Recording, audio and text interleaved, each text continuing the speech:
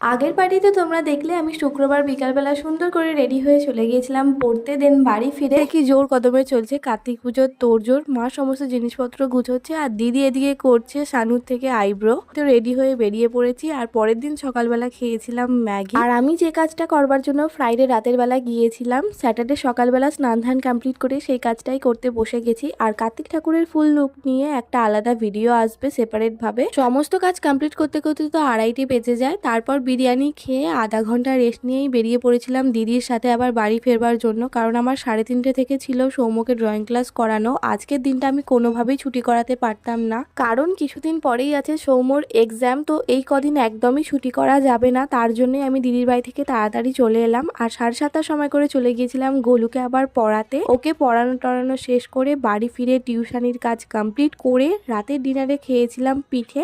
আজকের ভিডিওটা এইটুকুই রাখলাম, দেখা হচ্ছে কাল, টাটা।